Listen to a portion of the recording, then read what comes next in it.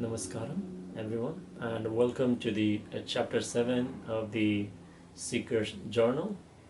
If you have watched the previous 6 chapters, you must have noticed that I finally reached to the Dhanalinga, went to the Isha Yoga Center.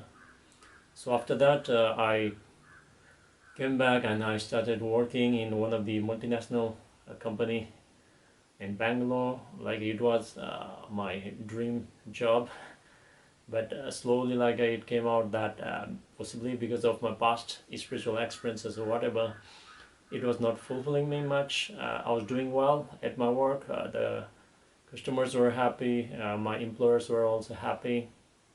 I was one of the best in the industry. But at the same time, because of my previous experiences, I was actually trying to explore more. And at that time, I was reading some sort of spiritual books, as well as every weekend, because I was working in Bangalore. So every Friday night, I used to take a night bus outside the city, go to some spiritual places. I visited all the Shiva temples, most of the popular Shiva temples across South India, many powerful places. And I used to come back on the morning of Monday morning, and then I take a shower and then go back to the office. So that's how most of the winter period I used to work, and even some of the times even during the summer also, I used to visit Tiruvannamalai regularly.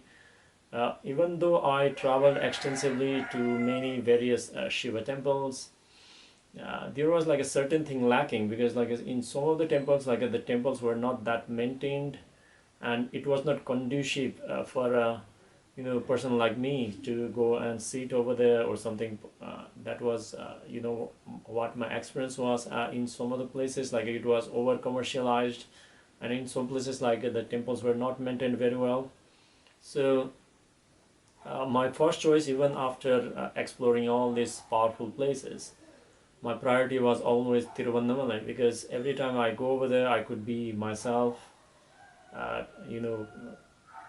uninfluenced by anything, just sit in the presence of Ramana Maharshi. But this is where things started taking a different turn. So some old karma, or whatever you can say, was catching up, and because of all that reason, it was actually the backflip of what my previous experience was. Initially, when I started the Buddhist meditation, I was trying to make people happy and trying to convince them to meditation. Now I've learned that I cannot make anybody happy. In my experience now, I was actually in the opposite side, and it was not actually a very good experience. Now since I knew that I can make somebody happy, at least in my experience, now I started avoiding people, avoiding a relationship, avoiding everything altogether, social aspects altogether. So I had taken a 1 BHK flat, and then sleeping on the floor like a hardcore meditator. So I was just sleeping on the floor on the yoga mat. I was doing yoga on the same mat, I was doing meditation on the same mat, and I was sleeping over there. Very minimal, minimum wardrobe and everything. So I was sort of a hardcore. I rarely spoke even with a woman or anything. But that is where things started going sideways, because initially I was actually trying to convince someone or trying to make people happy, but now I was trying to avoid people in a more in that way. So because of that reason, although I had a certain kind of spiritual experience, but slowly it started catching up with me, and then I was not actually very much happy what was going. So Tiruvannamalai actually became more the escape path. So because I had already covered a lot of places that had to be traveled. I went to the Hampi and even to the some of the caves, even on the northern Karnataka, and I've been to Velangiri also. even before I got initiated into Asia. So although like they were amazing experiences, but like they were not lasting enough. So I was like a little bit uh, Tiruvannamalai actually became my escape way. So I went to the Tiruvannamalai again, and this time like I promised myself that like okay, I'm going to climb the the Arunachala hill. And during the Kartikeya Deepam, which also like I went a few days ago. So I went in the morning, like started like a climbing, and it took me around like 45 minutes to reach to the peak. And it was a Kartikeya Deepam, so like there is a fire lit on the top of the Arunachala hill. It's very powerful. As I was going up, I felt like I had this experience that like I had dissolved into the Arunachala. It was like a quite profound experience. So yeah, till that time, like I only had like this intellectual understanding that like I'm also part of the existence and everything. But at that time, like I had this actual experience that if for example, when we look into the Arunachala from far, like we just see the hill, but as we go closer, we can see all these trees, plants, animals, bugs, and everything, stones and everything also. But at the same time, like when we were walking on the Arunachala, I was also Arunachala at that time. And if I, some reason like I died, and then like if nobody removed my body, the body would be absorbed into the Arunachala and it will become part of it. So it was like some sort of profound experience. And I reached to the top, like there were like already few people already early morning. They were like taking care of the fire. There were like burning the ghee all over the place. So it was a little bit slippery also. Like I couldn't go very closer because like there was a risk of falling down. It was close to the cliff, or it is supposed to be the feet, the footprints of Lord Shiva himself. So I donated a little bit to the people over there, and I sat down and meditating a little bit. And once I finished my meditation, I started coming down. So a lot of pilgrims were like climbing up, and at the meantime, I saw like a lot of plastics all over the place. People are throwing food and like the cups and everything. I was never a karma yogi.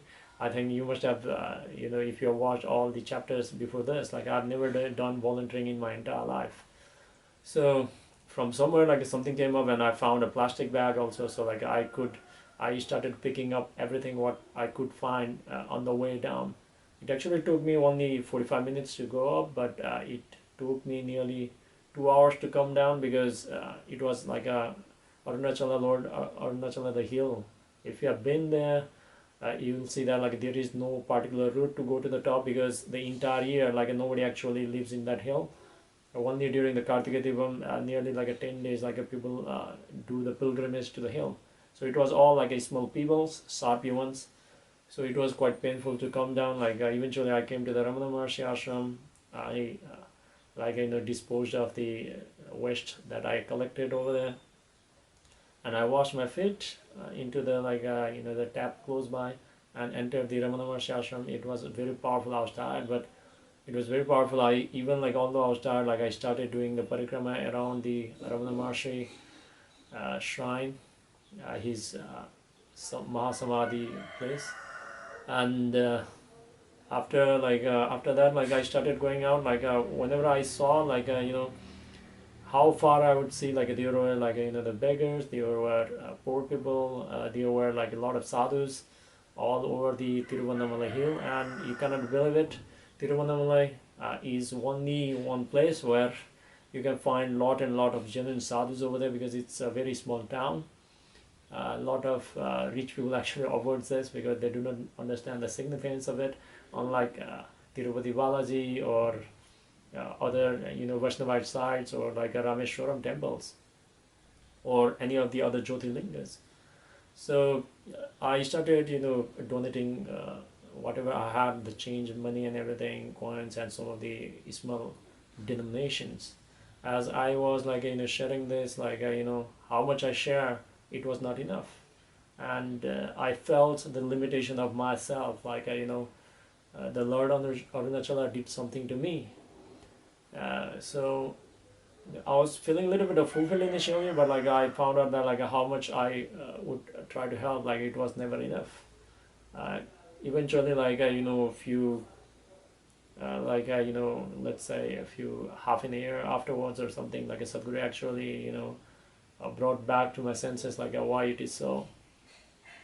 So that I will leave it afterwards, and I came back to Bangalore and continued with the work or something like that. But eventually, like I realized like it was not good enough for me.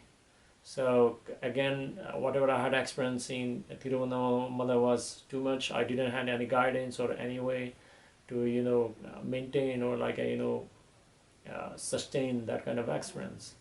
So because of that reason, like I booked a house in Tiruvannamalai. I went there and stayed there for a week. Uh, the experience was there, everything was going well, but now like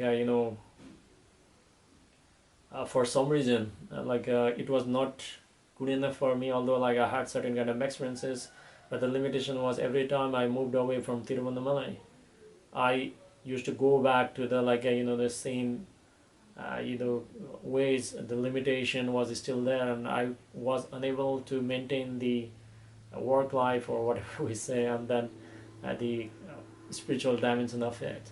So it was very difficult for me. I used to do meditation and everything, but like it was not helping anymore. Possibly like I had reached to the threshold, and there I reached a point where like it was beyond my control. Like it was not satisfying anymore, and then I went to like ISKCON temples also in the Bangalore. Still like some experience was there, but every time I come out like I was in the same mess. So this was actually the flip of the other side, because the first part I tried to engage with people and try to make happy, and I became dissatisfied as a result. And now like I was trying to avoid people, and it was having the same consequence. So I completely understood that like whether you want to engage or you want to disengage, the result is the same. Whether you put the feet on the the thorns consciously or unconsciously is the same thing. So I didn't knew like how to go out, and at that time like I was reading this book, uh, uh, Bhagavad Gita as it is by Swami E.C. Bhaktivedanta Prabhupada. Although like I would not agree with most of the things over there at that time, like becoming too much logical, but in the discourse between Krishna and Arjuna, Krishna would discuss about a being called Sthita Prajna, and actually like that was kind of like the possibility I was looking forward to. I wanted to become Sthita Prajna. So as he was describing that, like at the same time, like I was also watching some of the Sadhguru's discourses on YouTube and everything, and finally I realized that whatever Krishna was discussing about this Sthita Prajna was all about Sadhguru. So it actually matched like 100% uncannily. So as I found about that one, like I started thinking, okay, possibly now this is the time that like I should stop doing all this circus for many years of self-seeking or trying to become enlightened on my own way, or like whatever I was looking for. It was not taking me anywhere. The spiritual experiences were not enough. So I wanted a sustainable way to organize myself, or even go beyond that. Although I had like a certain experiences, like it was not good enough for me to maintain the balance between whatever we know as the work life or social life, and the spiritual dimension, what I was exploring in my own way. So it was like not fulfilling me anymore. So I reached to the conclusion that like I need to apply for like an inner engineering course. So I didn't knew about like it was also offered in the local centers at that time. So I contacted the ashram and I applied for the inner engineering retreat. It was already booked for like the next few months. So when I requested for the the earliest date, it was available for the September. It was 2018. So I was like completely geared towards wanted to know like what it was all about. I didn't even knew like there was something called as like the Shambhavi Mahamudra at that time. So it was just that like I had hit the every wall, and then like I had nowhere to go.